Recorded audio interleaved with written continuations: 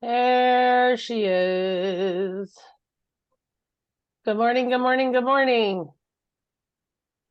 Good morning. How are we Good doing? morning. Letting Bonnie Good. in. Look at all my people here this morning. Happy Monday. Happy Monday. I think I got one more trying to get in here. I hope you all had a wonderful Easter. You're ready to take on the week. Is anybody not quite awake yet this morning? Good morning. I'm happy to see you all here. This week we are doing buyer process automated. And I think this is going to help you guys quite a bit in terms of just getting some things set up. Some of you tell me all the time that I really need to get my systems and processes set up. And this is one of those, that's exactly what this class is about, is getting your setting up some systems for yourself so that things that you do routinely can be automated a little bit so that you can just set it and forget it. You don't have to keep thinking about it. You don't have to be responsible for every little thing. So let me start with dropping a link in the chat for you guys, and Kim will let me know if does not go to where I think it does. But that should be to the folder. Kim, you're just like my, you let me know when things are not right. So, I always tell you to call me out. But you should have a link to the folder that has the handouts for today. And kind of a resource that you might need. I'm going to go ahead and share my screen.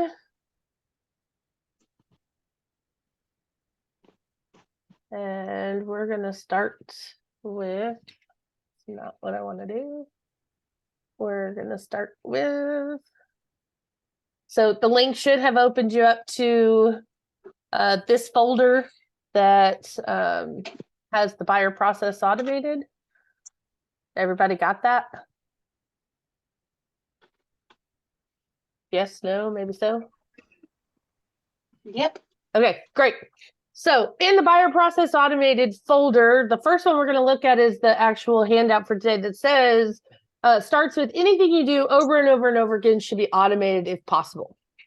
So one of the things that I want to make sure you understand and that you know is that, for example, every time you take on a buyer client, and we're going to look at the onboarding process sheet in a second, but anytime you take on a client, there should be a systematic approach to how you handle that client, which means no matter how that client comes into you, whether it was a personal referral, if it came from the internet, it was somebody from church, somebody you met on the street, whatever it is, anybody that you met and they became your client, your process starts day one when you're introduced to this person. And then there should be a number of steps that you're going to follow all the way through until you get to the closing table, and then post-closing, how you follow up with them. And I would imagine, and in my experience, that if you're doing the same things over and over and over again, you should probably relieve yourself of the responsibility of having to be the one responsible for all the communication. Like, if you're doing the same process over and over and over again, you want to set up some templates so that you can just copy and paste and you're not redrafting the same email over and over and over again. Does that make sense to everybody?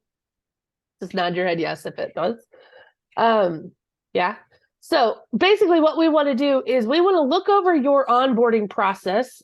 This is just the sample one. You clearly should go through and identify your own process about how you're taking on clients, and what steps I may have left out or things that you want to add to it. But let's take a look at that. So bottom line is, if you're doing something over and over and over again, see if there's a way that you can automate that to relieve you of having to reduplicate the wheel over and over and over again. So that means if you're sending the same email, if you're following up with leads in the same way, you're sending the same exact message, draft that out, save it as a template, keep it in your templates in your Gmail, or save it in your notes on your phone, so that when a lead comes in, you don't have to sit there for 3 minutes typing, "Hi, this is Cindy, blah, blah, blah, blah, blah," with all the information. You can just copy and paste from your notes and send it on its way. Okay, those are the kinds of automated things that I'm talking about. We're going to get a little deeper into true automation in a second, but bottom line is I want you to think about something that I'm going to have to do over and over and over again. Is there some way that I can streamline that process and create templates for myself or create, do it once and then use it over and over and over again. So you don't have to keep writing it. Okay. Let's go ahead and look at the onboarding process. Let's see if it'll.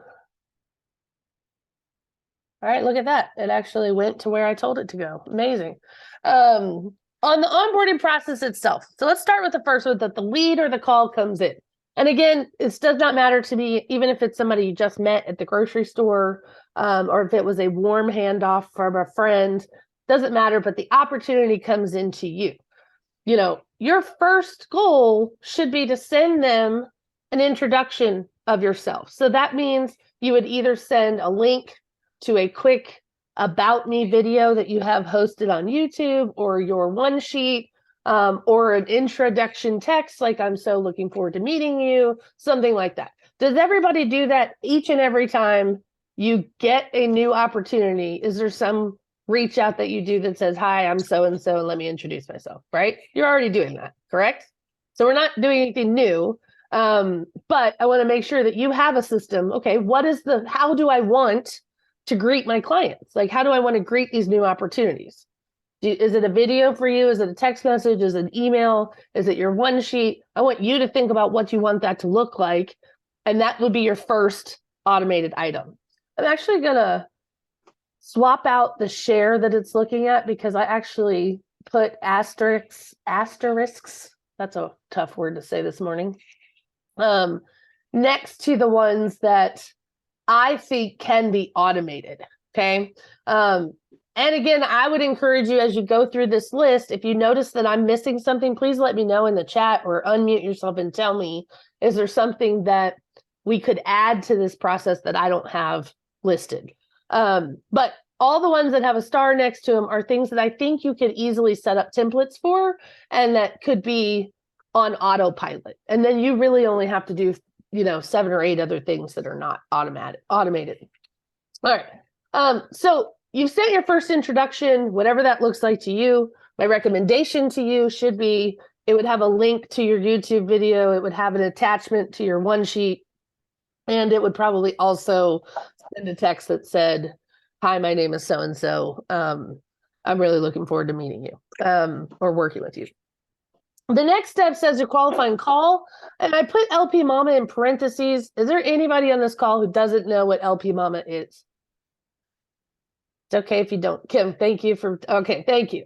All right. LP Mama is basically a script that we use, and I will dump it in this same folder so that if you guys go back to this link later, you'll see it in here. But it is basically the script that you're going to use to make sure that you've gathered all the information that you need from the person in order to help them. So you're going to be asking them questions like, is this the only location you're considering? Talk to me more about why you selected this location. What's bringing you to Nashville? Why do you want to live in Hendersonville? Right? So those are all the questions you're going to ask about the L, which is location. The next one is P, which is price range. Have you already spoken with a lender? Do you need recommendation of a lender that I work with that you might want to get qualified with? Is this house that you're inquiring about in the budget that you're looking in? The next M I call motivation. So that would be, like, what's causing you to move? What's your timeline? Are you in a lease? You're basically going to try to uncover, the information about when they're looking to actually purchase. If they found the perfect house tomorrow, would they be able to write an offer in it? Or are they on a lease? Are they waiting on money? What's the situation? But that's your motivation.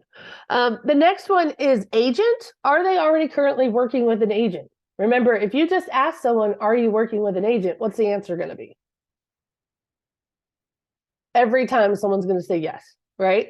But if you ask the question, have you signed an agreement legally hiring someone to be your agent? That's a different question. They may be working with 5 agents. 5 agents may be sending them emails, maybe showing them houses, but they haven't actually contractually hired any of them, right? That's why I ask it the way that I do. Have you actually signed a contract hiring someone to be your agent legally, right? So that would be the agent. The next M is the mortgage. Do you need a referral for a lender? That one and price kind of overlap a little bit. And then the last A is appointment. When can we sit down and do a buyer consultation? Or when can we sit down to meet and talk about how we're going to work with each other? When can we sit down? Or when can you go look at properties? What's your availability? What does your schedule look like for when you are available to go look at houses? I think this is a very important question on the front end, because I want to know if this person is only available on Sunday, then when I take this client on, I know I'm giving up all my Sundays until I find them a house. I may not want to do that. Or maybe they are only available to look at houses after 4:30 during the week. And during the winter, it gets dark by 6. So I know I'm gonna have to hustle, and I'm gonna be spending my afternoons, but asking them about their availability tells you a lot about their motivation, and tells them about what they're gonna be looking to you for when they want to go look at houses. Okay. So the qualifying call for me is not something that you can automate. It's you have to actually get them on the phone or get them in person and go through that LP Mama script and those questions to uncover the answers that are going to help you. Does that make sense to everybody? Yes, maybe? Mhm. Okay. And a lot of those things you may be doing at your buyer consultation appointment, but I like to do those before I ever meet with them in person. I want the answers to those questions first before I ever sit down with them for a consultation. Okay. The next one says a thank you note or a small gift. This is kind of a pro move, which is, thank you so much for taking the time to talk with me about, your new home search in Nashville. You mentioned on the call that, you had a dog or something, and here's a free, here's a gift for your dog or your kid or whatever the heck it is. But a little small gift, nothing big, like it's a, $10 or $15 thing. I use the Thanks app, which is THNKS. And I'll drop that in the chat for you guys in a minute. That app allows me to send like an $8 Starbucks coffee and a muffin, or a Dunkin' Donuts coffee of your choice, or I've sent gratitude candles. So they have all kinds of price ranges. They have all kinds of gifts in there. But if you're looking for just a simple little thank you, that anytime I have a meeting with somebody, that app will actually prompt me to say, hey, you met with Jason Cole last week. Do you want to send him a thank you? Right. So it kind of prompts me and reminds me, maybe I want to send somebody a gift. I don't always, but if it's something, but I like it because it syncs with my calendar and asks me, do I want to send them a little gift? And like I said, they can be as cheap as $5, $8, 13, 26, it's whatever you want to spend. And they have tons of choices in there. But maybe you want to send them just even if you don't want to send them a gift, do you send them a handwritten note? Did you gather their information, their mailing address, when you talk to them on the phone, to be able to send them a handwritten note, right? And maybe it's just an email that you're saying, hey, I'm really looking forward to working with you. Here's my phone number. Here's the other thing I want you to remember. I need you guys in this thank you note email that you're setting up. If it's through an email, I want you to remind these people that you can help them buy a house anywhere in the area that you're serving. So for a lot of us on this call, remember, I can help you buy a house anywhere in Middle Tennessee, right? I can help you with new construction if you're considering that. Here's what happens to a lot of agents is they forget to remind people that they are able to do those things. And then that buyer goes visiting new construction sites without you. What happens when they go on the site without you? Sometimes after that first visit, you don't get paid, right? So you want to remind people, hey, we're going to be working together as you're, looking around on the weekends and you're noticing that there's open houses, or you want to go driving around new construction neighborhoods, please keep in mind that take my card with you or give them my information and let them know that you're going to be working with me to buy a anywhere that you go. Okay. But these are kind of things you want to put in your introduction email to people. I can help you buy any house in Middle Tennessee, any house you see on Zillow or Redfin, Realtor.com. If it's in my area, I can help you with it. Then your job is to schedule a buyer consultation appointment. I'm going to remind you guys again, if you have not listened to it, there is a podcast that I recorded a couple of years ago on the importance of a buyer consultation appointment, why you should not skip it, why it's really important part of the process, and the things that you need to cover in that. You can search for that. It's the Broker Bites podcast, and it's on the necessity of a buyer consultation appointment. So you guys can search for that. If you can't find it, you know how to reach me. I'll send you the link to it. Just send me a text or an email and I'll send you the link to it. But I would highly recommend that you guys go back and listen to that podcast episode. Let's see. The next one is send the link to the app if you're using or recommended search engine you want them to use. So this is something that I find a lot of agents don't do. I don't want my buyers searching for properties on Zillow, Redfin, or Realtor.com. Why? Does anybody know why I don't want them searching there?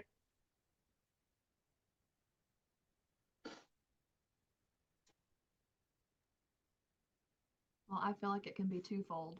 Like Zillow has agents attached Correct. to properties, so they could contact them, or the home is either under contract or it's not active. Yes, 100%. You are right. Those are the exact two reasons. Number one, I don't want them clicking on contact agent and then getting taken away from me. And now there's another agent sending them properties and talking to them, right? The other is you are right. Not all the time are the houses that they're looking at on those third-party websites even available. But more importantly than that, when they search for houses on those websites, I don't know what they looked at. I don't know which houses they looked at. On my website, if a buyer registers on my website and they're searching for properties, I get to see which houses they looked at. I get to see which houses they favorited, right? I don't have access to that through their Zillow or their Redfin or Realtor.com. So I want to control where this client is looking at properties if I can, and I want to try to direct them to use my website in order to look at properties. Does that make sense to everybody? Okay. And obviously, if you're sending them a link to your mobile app or your website or wherever you want them searching, you just want them to know how it works. What should they do when they find a property on the website that you like, that you want to see? You want to guide them through what they need to know about how to let you know that they want to go see this house or that they like it or they don't, how to give you feedback on the houses that they're looking at. But if your buyers are searching on Zillow, Redfin, Realtor.com, or any other website that they're on, you don't have control over seeing what they're looking at. So I want you to take control over that, direct your people to use the tools that are going to help you be most informed about what they're looking at. The other thing is often on my website, if a buyer's price range that they told me on the phone was maybe up to $350, but I'm noticing on my website that they're looking at a bunch of houses that are $400 or $450, that's going to spark a conversation from me to ask them, hey, have we increased our budget? I noticed that you're looking at houses that are $450 online. Maybe we have to have a chat about what that means. And maybe I need to change our search criteria, right? But when they're looking on Zillow, you don't know what they're looking at. You have no idea which houses they're looking at unless they send them to you. But I do think that's an easy one that you can automate. You know, you just draft the email. Here's a link to my website. Here's a link where you can search for properties all over Middle Tennessee. You know, when you find something that you like, you know, give it a thumbs up in the app or make a note in the app and it will notify me that you're interested in that property, right? Whatever, you know, your tool that you're using. But you want to try to guide them towards something that's going to give you more information, okay? The home buying process is a simple one. You can dump that right into an email template and make sure that your buyer at this point now, you've started the process with them and now you just want to show them what the process looks like overall from an eagle-eye view. These are the steps that we're going to go along. That's an easy one to set up. Connecting them with a lender. My advice to you would be a warm handoff with your lender, but a lot of people will do an email that says, here are my top 3 lenders. Here's a link. Here's their contact information. You can make that real pretty in Canva and dump in their headshots and their contact info and set that up on an easy email template. But basically, that's an easy one that you want to do. The auto notify setup, that's not something you can really automate. You have to go into your MLS and set that up for them. But that's the next step. The next one says, check in. Do I need to edit the search criteria? So I have an email that says, hey, you've been receiving listings for a little while from the MLS. can you give me some feedback about some of the houses you've been receiving? Do I need to adjust any of the search criteria? Do we need to change the year built or add any criteria that would eliminate maybe manufactured homes or something? Just check in and make sure that what you have set them up on is what they're wanting to receive. A lot of people will set people up and then forget all about them and not come circle back around to make sure that the criteria you put in still applies. Okay. Looking at houses, you might want to have some handouts for kids or a copy of the MLS for your clients so they can make their own notes. That's not something that you're going to automate, really. It's just part of your process when they schedule appointments to go look at houses. Do you send a follow-up email after you've shown property? So let's say I've shown someone a house that came in, whether it's a Zillow lead or one of your buyer clients, a house that you sent to them through Auto Notify.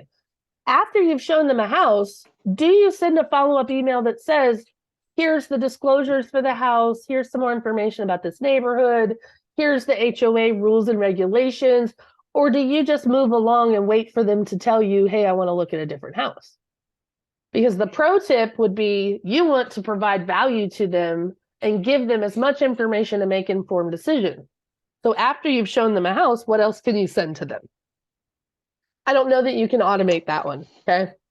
Follow up with email about, we just talked about that one. The next one is the email explaining the offer and things to think about when we find the right one. This one could be easily a YouTube video, a link to it that just says, here's the attachment of the blank copies of the purchase and sale agreement that you can look over and see, what this contract looks like.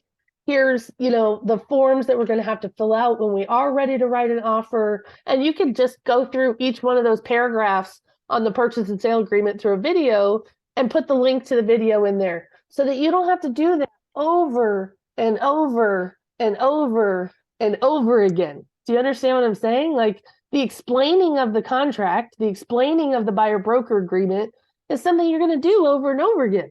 Why not record it and let them go watch the video, right? Take the responsibility of you having to say that over and over and over again to each person off of your plate and make it a little bit more automated. Does that make sense to everybody? Making sure y'all didn't fall asleep on me. Okay. I'm getting there. Let's see. Drafting the offer, explaining each paragraph. That's what I was saying. Like you could do that. I will warn you guys, some of these emails that I'm talking about, the reason I'm telling you to do videos is because remember, we live in an ADD society. That's why Twitter was invented, so that there was a limited number of characters because people don't read. So if you think that you're going to write this big email explaining each one of these paragraphs and you think anybody's going to read it, I'm here to tell you they're not. So you may want to be very aware of the fact. That's why I'm trying to tell you, break it down into smaller chunks for people that's consumable, that they actually would read, make it interesting looking, use Canva to make it pretty, make it fit your branding. But don't go writing these big, novels explaining this to them because no one's going to read all that. Okay. I used to have the buyer process broken down step by step, and there was a paragraph on each step explaining to the buyer what it all meant and what it does. And I found that nobody was reading it. So I had to break it down into even smaller pieces and dole it out along the way. Okay. So I just wanted to remind you of that. Helping the client do their due diligence. This is not something that you can automate, but this is part of the process. Like, do they need information on schools or crime statistics or the covenants or restrictions? Are they planning on building a music studio or a detached garage or another building that they want to rent out? Those are things that you're going to help them do when they do find a house that they're interested in. That's not something that I think you can automate. Notifying them of status. This is the easy one that you can set up.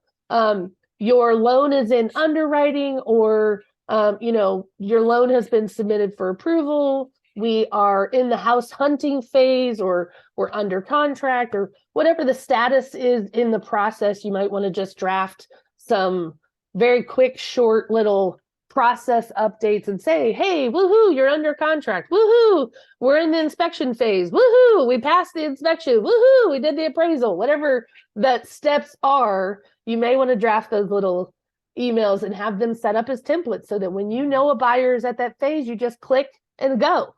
You don't have to recreate the whole woohoo every time. Okay. Let me give you the woohoo better. Woohoo. Okay. All right. Asking for a referral or review. I've talked about this with a lot of you before. When is the best time to ask for a referral? A lot of you do it at the closing table. But if you've listened to me for more than 2 minutes, you know that's not what I'm going to say. When under contract. Right when they go under contract is the best time to ask for a referral. You know why? That is when they are the happiest, whether they're a buyer or a seller, because a lot could go wrong from the time we go under contract to closing. So if you're asking for a referral, my advice to you is to ask for it right when they go under contract, because that's when they're the happiest, they're excited, and you got the job done. Even though we're not to the finish line yet, you still had a part in that. You were a good negotiator, you got it, whatever it is. So my advice to you, but draft up an email saying, my business is built on referrals. I have really enjoyed working with you thus far. I can't wait to get us to the closing table. Who is it that that I might be able to help as well, right? Give them a link to your Google reviews where they can leave you a review. If you don't mind, take just a second and leave me a review. Here's the link. Or if you need an example of, remember, people don't know how to write them sometimes. You have to show them examples. Give them an example in the email. But if this is something you're doing all the time, make it a template. And don't keep drafting the same email over and over and over again. Okay? Have it already ready to go. All right, the next one, dates and important deadlines.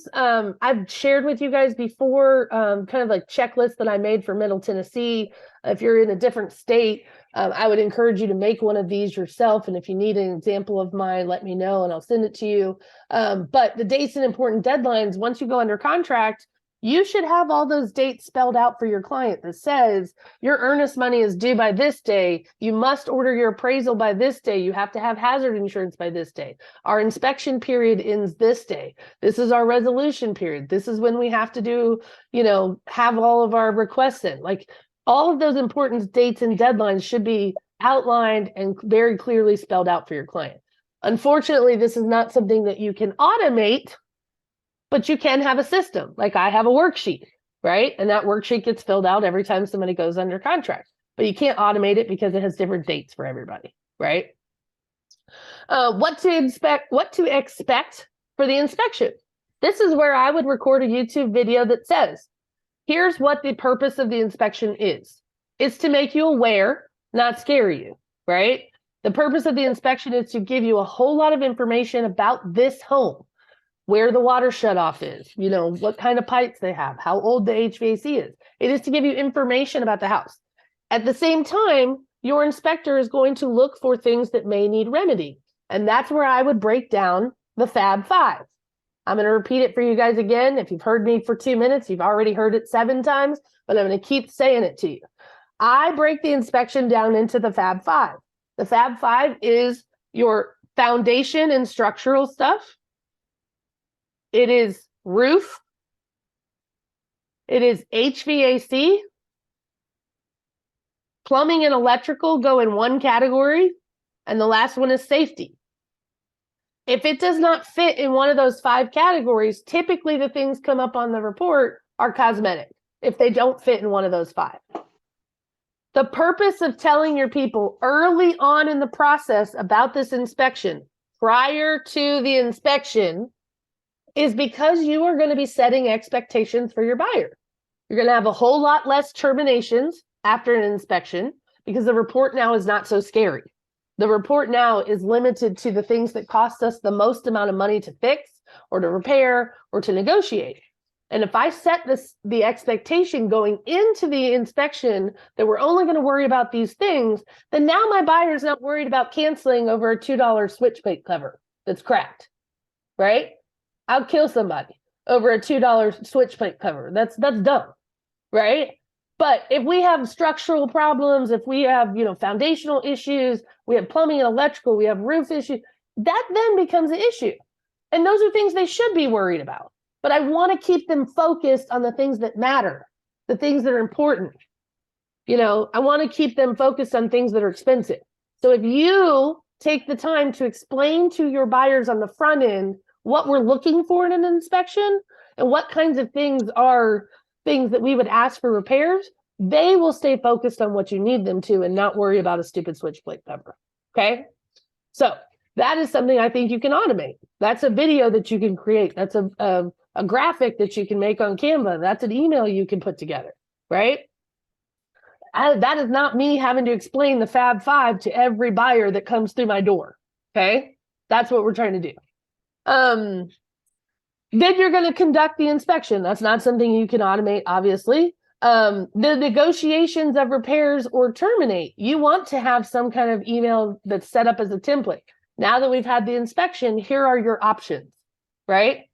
You can either, accept it as is. You can negotiate some repairs depending on how you wrote the offer, or you can terminate and get your earnest money back, and move on. But if that's a conversation you're having 17 times, create something for it.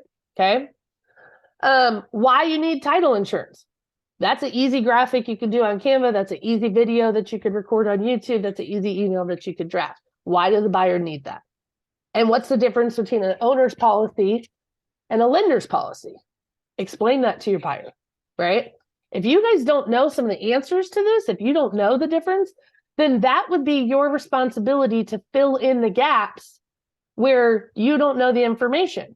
If I'm giving you the process and you're like, ooh, I don't know how to explain that, well, then it's my responsibility then to go make sure I have the competency to be able to explain it to my buyer. You can easily call your title company and say, can you explain this to me so that I can then explain it to my buyer, right? But if you get to this and you're like, ooh, I don't know, well, then that's your trigger to go educate yourself. Go find out. How do I find that out? Use the resources you have available, okay? Underneath that, it says, what is an appraisal and what do you need to know? That's an easy video, Canva, Slick, or an email. Like, here's the appraisal process. Who is the appraisal actually for? Is it for the buyer? No, it's for the lender to protect their investment. Most times, unless they're cash and they want to get an appraisal, then it's protecting them, right? Is it worth the paper it's written on? That's an opinion, okay? But if I line up 50 appraisers, chances are I'm going to get 50 different values. So you tell me. And if it was a true estimate of value, would the appraiser ever get the sales price when they get a copy of the contract? It would be blacked out, right? But it's not. So they already know what price they're looking for when they're doing their numbers. So I don't know that it's, I could go on and on about it. But does your buyer know what an appraisal is, what it's for, and what do they need to know about it? Okay. Get the utility information for your client, right? Because they're going to be moving in.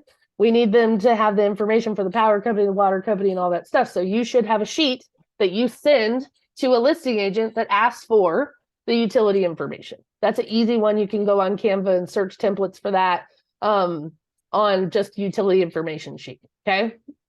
A packing checklist. This is the easy one that you create once. It's in your toolbox. Every buyer you have gets a packing checklist that just helps them.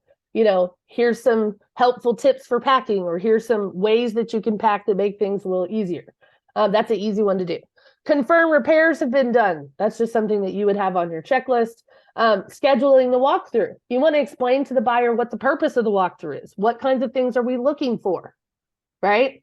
I do have a final walkthrough checklist. If any of you guys want that, I will dump that in the group and I'll email it to you if you don't, if you need it. But you want to make sure that your buyer knows what kind of things we're looking for, right? What is the purpose of our final walkthrough? And so explain that to them either in a video, an email, graphic, something like that. But that is something you can automate. Scheduling your closing time, right? You want to explain to them what's actually going to happen at closing, especially if they're a first-time home buyer. You're going to tell them the things that they need to do. Make sure you bring your driver's license, right? Make sure you get a hand massage before you come if you have to sign by power of attorney, whatever it is that you want. Back in the day as a realtor, we used to sign, they used to allow us, this is back when dinosaurs roamed the earth, but they used to allow us to sign as power of attorney on behalf of our clients. Now it's a conflict of interest. Obviously, it was then too, but they allowed us to do it. And I used to have military clients that I was the power of attorney for both people And so I had to sign my name on that whole stack, closing stock of Jim Jones by Laura S. Dahl, his attorney in fact. And then Jamie Jones by Laura S. Dahl, her attorney in fact, on every single paper of a stack that big. So when I say, do you need a hand massage? Yeah, you owe me a gift certificate for the hand massage place because that's a lot. But my point is do they know what to do at closing? Do they know what they have to bring? Do they know what's going to happen? Have you even explained that process to them? That's an easy video, easy graphic, easy email you could do. Okay. Make sure that the CD is signed. Real quick, what's a CD? I know that that's a silly question for some of you that have been doing this for a while, but it's the closing disclosure that comes from the lender. Remember, Closing disclosure. thank you. It is to make sure that, remember, by law, it has to be signed at least 3 days prior to closing, right? That's the TRID law.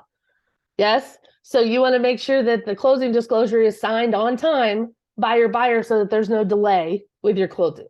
Okay. Most of your lenders will send that well in advance of closing, but just in case, you may want to have that on your checklist to check in with your lender to say, hey, has the CD been signed? Okay. You want to review the settlement statement and you want to send that to your buyer. You could have a templated email that says attached is your settlement statement. I have already reviewed it for accuracy and the numbers look good on my end, but please check over it. We will be looking at this and signing it again tomorrow, right? Let me know if there are any errors or changes that need to be done. If that is an email I send every day before closing, set it up as a template, okay? And then all you do is attach the settlement statement. It's easy. Assist with getting wiring instructions to your client. I want to warn you here, you are not the provider of wiring instructions. When I say assist, it means I will let the title company know to send you wiring instructions, but I will not be sending you wiring instructions myself. Remove yourself from the liability of that. Do not put yourself in the middle where you don't need to be, right? Because if a hacker does get in, and it has happened to me twice, I had a client lose $450,000. And I had another one almost lose $850,000. You do not provide wiring instructions because these people are very savvy, they're very skilled, and they will hack your email and change one little letter, one little number, and take off with your client's money. So don't put yourself in the middle of that. Let the title companies or the attorneys send the wiring instructions and have your client verify with the title company or their attorney over the phone the information. Okay, that is a template that you could set up though to your client that says, please get wiring instructions and here's some warnings I want to give you, right? That's an easy one that you could do in a Canva graphic or a video or something. Getting a closing gift, you may have an automated process for that. You may buy 25 at the start of the year of something and give those out. You may, shop for individual gifts based on the client. You may have the same thing that you get every time. Make that automated if you can. Don't wait to the morning of closing every time of closing to have to go run out and go get a closing gift, right? I've been that realtor where I'm stuffing the tissue in the bag in the car 5 minutes before the closing. Don't do that to yourself. Just go get it ahead of time. Asking for the referral again or asking for another one. Hey, have you enjoyed working with me? Would you think that any of your friends or your family members would also like working with me in the future? I would really love it if you could, here's how you can refer me to your friends and family. Educate them on how. That's easy to do in a video, an email, or graphic. And then the last one is a thank you note after closing that you send 30 days. You also could do, pizza on move-in day. You could hire a housekeeper to come clean the house for them before they move it. There's tons of things you can do post-closing. That's a whole other class. But that's bottom line. So you guys are all with me on the process. Did I leave anything out that you can think of? If you have thought of anything, let me know that you think. So let's move on then back to the process. So which items can you automate or to send automatically? So again, I starred the ones that I think are easy to automate. So your next job is to set up your templates. In your folder, I put instructions on how to create email templates in there using Gmail. So we will just show you how to turn on the templates in your email. So let me show you what that looks like real quick. If I open my email and I hit compose, you guys can all see my screen, right? Mm-hmm. Yeah. So if I hit compose and I go down to these three little dots down here, I'll go to templates and it will load the templates that I have already saved and created. So congratulations, we're under contract. Here's a canned one to the listing agent that has the information, the dates that we're all on. You know, a buyer's under contract or we're officially on the market. You can create your templates and then you would just click on one. So if I did the congratulations, we're under contract, I would just drop in and then I would just go through and change the dates that are on here. Does that make sense to everybody? Mhm. Okay. So I did give you instructions on how to set up templates if you want using Gmail, if that's your email thing. You may need a tool like Zapier. So let's talk about that for a second. Zapier is a third-party tool that allows you to connect apps that you use and create an automated process. Okay. So I'm going to go to my dashboard for a second and I'll show you an example of how you might use Zapier. So you would they call it by the way, you have 100 free zaps as a free trial on Zapier. Basically, if I wanted to connect, so I use Real Geeks for my team and our website, but let's say I wanted to connect my Real Geeks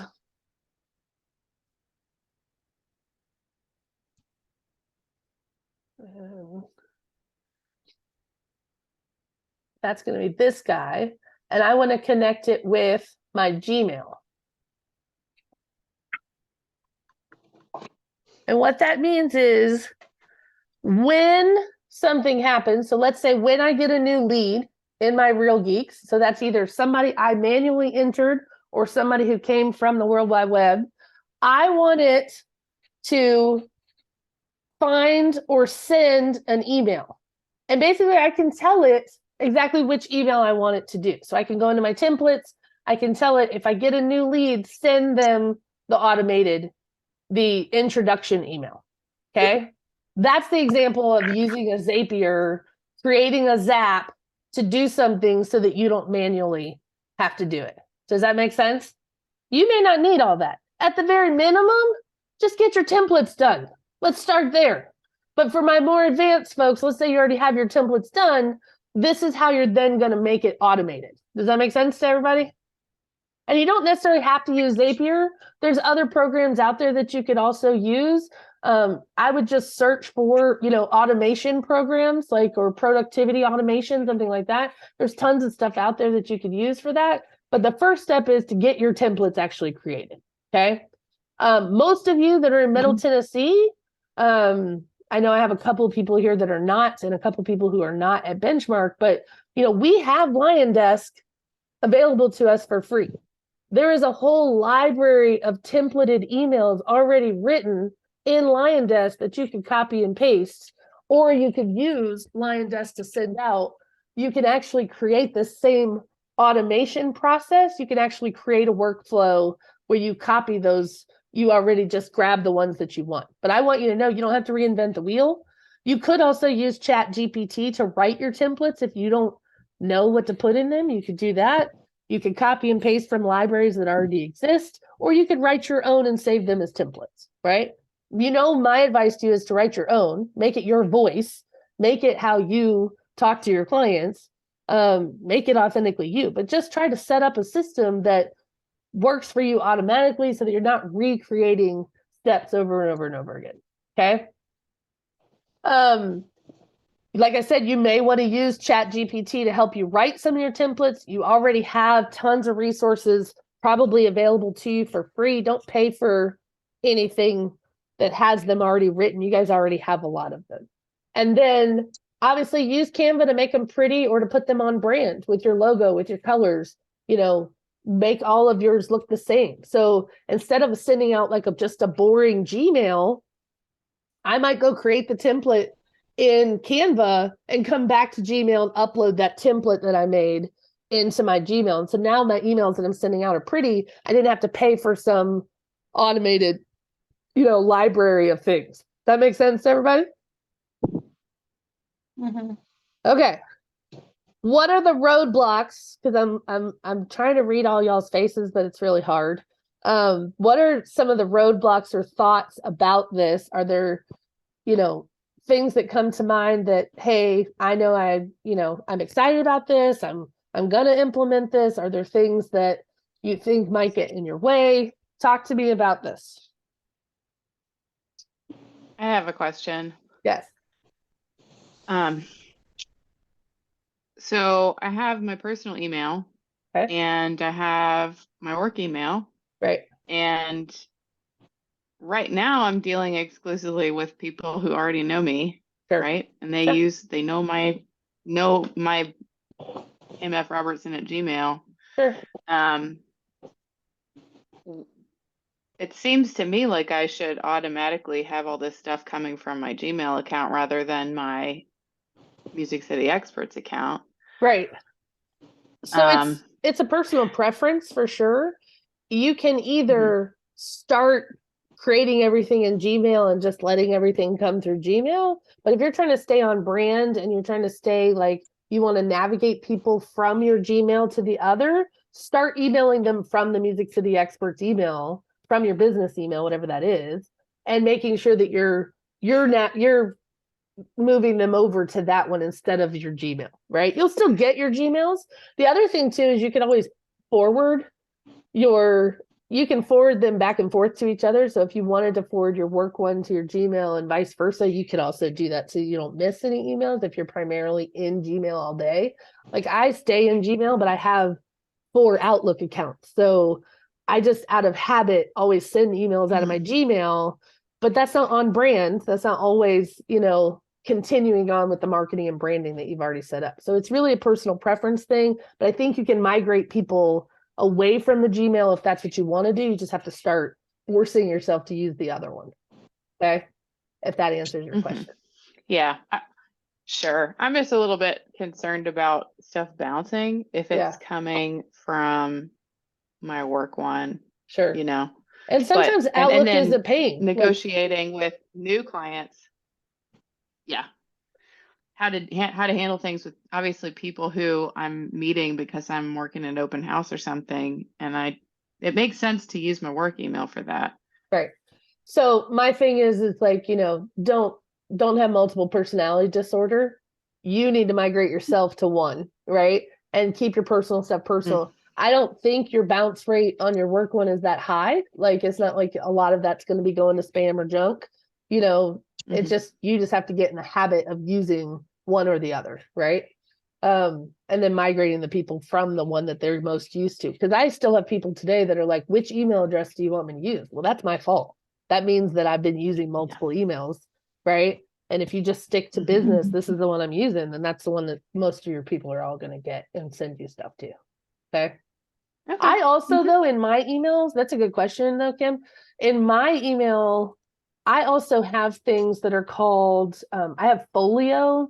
There's a lot in your email that you can do. You can set up rules and folders in your email to keep things organized, but I do that in Gmail, not in my business one. So that's why it's real hard to migrate from Gmail when you know that like the back of your hand and you have all kinds of rules set up and folders, and Folio organizes all my emails. So by client name, when I take on a new client in Gmail, I set up a Folio folder, and now every email between me and that client goes in that folder. Remember, as a broker, I'm all about documentation. And as an agent, you should be too, because if you ever do get called into court, you need to have a record of all your communication. And just sorting through your emails, you might miss something that was really important. But Folio would let you organize stuff by folders so that you have a record of everything that you guys said to each other, if that makes any sense. So if I'm trying to do like everything through Outlook only because I'm, just getting started. Yeah. So would we do the template the same way? Like, is there Outlook allows you to is create it set up the templates same too. way? Like, okay. Yep. I'll find a guide for you for Outlook to show you how to set up templates, but Outlook will absolutely let you set up templates there too. So it's just your preference about which one you would prefer to use. But I agree with you. In my opinion, you should be using the professional email that is branded to you rather than Gmail. I just know Gmail like the back of my hand, and that's where I go to all the time. But we should be using the more professional email, right? That's branded to you. But yes, there are ways to set up templates in Outlook just as easily as you did in Gmail. Okay. Okay. Anybody else? Yes, ma'am, Bonnie. Hold on.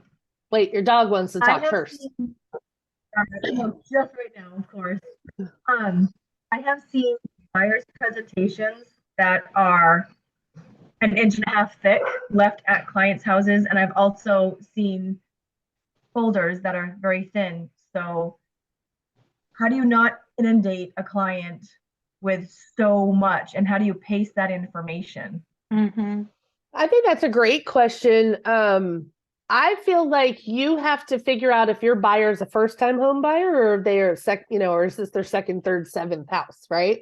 If my person is a first-time home buyer, I don't really feel like you can inundate them with too much information. Like you want to make sure that they have no questions unasked or unanswered, right? You want to make sure. And if you go through that process that I said to you, you need to define your own process and say, what does my first-time home buyer need to know? Right? What are the questions that they're going to have?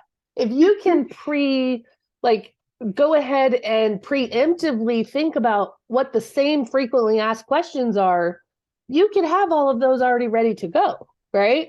And so I don't think you can over inundate a first-time home buyer because again, they're like a sponge. They're drinking from a fire hose. They've never done this before. They're relying on you to walk them through what they need to know, right?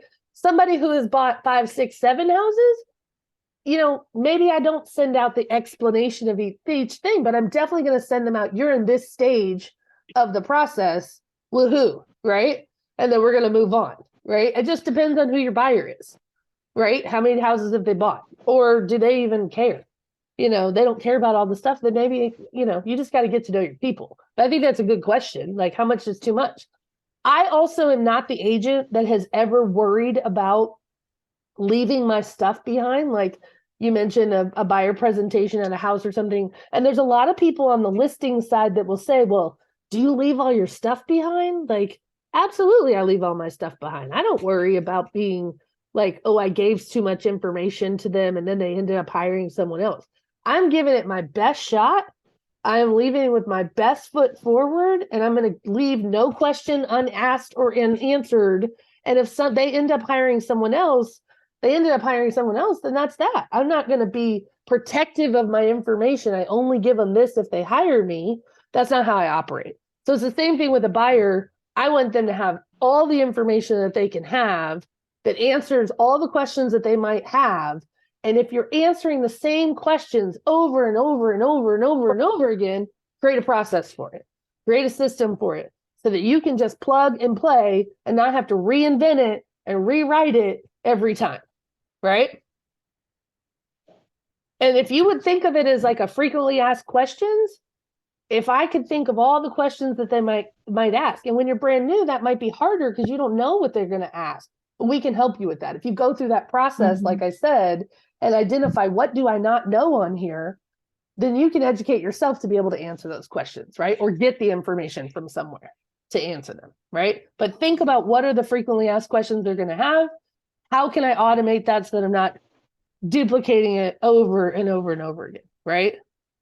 I think just take some of the onus off of you. I'm not trying to make you a robot, but I'm trying to alleviate administrative tasks that don't make you money, but they are an important part of the process that you don't want the buyer feeling like you dropped the ball or that they didn't get the same service as the other 10 people, right? You want to automate it so that everybody gets the same service. It's the same caliber and the same level that you want to give them. And when you automate it, nothing slips through the cracks. When you're relying on it, when you're super busy, things slip through the cracks and things don't get presented the way that they should have. Oh, I forgot to get them utility information. I forgot to explain this to them. That's what happens when you start getting busier. So automate it so that you don't have to think about it. And everybody has the same experience. That's how you have a lifelong a business of repeat referral clients. It's that this person had a great experience and this person had a crappy experience because you were not checked in with this person, right? I want to alleviate that from you. I want to take that part and everybody gets the same experience. Okay. Anybody else? Good question though. Was this helpful? Yeah. Not too techie, not too like, okay. All right. Next week is one of my favorites. I cannot wait for next week. It's going to be selling new construction. So I'm going to walk you through what you need to know about selling new construction, what you need to, what your role is and how you should approach your role in each step of that process. And then the other part is how you educate your buyer, how you utilize existing promotion and marketing that these builders are using. You piggyback on that and try to grab some of the buyers for new construction, right? And so I just want to walk you through some tips and tricks on that, arm you with some helpful graphics that you can use as well to help build and increase your new construction. One of the things I love about new construction too, a lot of people hate the fact that, oh, new construction, I might not get paid for 6 months or 8 months or a year if it's custom or something like that. But what I love about it is you kind of get them under contract and then you kind of forget about them. You're not dealing with them every day. And then all of a sudden you've got 7 or 8 new construction people under contracts that they're not as time consuming as if you were working with 7 or 8 buyers in a 30-day window or 60-day window, right? So you can kind of dole them out over the year and still have a decent amount of income. But don't be the agent, and we're going to talk about next week, but don't be the agent whose name gets written on the contract, but then the next thing you know, you never show up for any of the appointments. You're just there to collect a check. That's not who we are, right? You help them navigate their selections. You help them navigate the process. You are there for pre-drywall. You are there for the low voltage meetings. You're there for the meetings. Show up, right? It can be a little harder because the builders sometimes schedule stuff without checking with you. They just say, this is happening on this date. And if you have a busy calendar, you might not be able to make that work. But I'm going to teach you some tips and tricks to how you can better communicate on the front end so that that doesn't happen. Okay. I'm happy that you made a task list, Bonnie. I would love for you to share that with me later. And I'm glad that that was helpful to you. All right. I'm looking forward to seeing you guys next week. We're doing selling new construction, same bat time, same bat channel. And as always, if you need any resources or additional resources or things that I talked about today that you want a copy of, don't forget to send me a note and I'll send it to you guys. Okay. All right. Go out and kill them. Make it a great week. Thanks for being here. See you guys soon. Thanks, Thank Laura. you. All right. Bye, guys.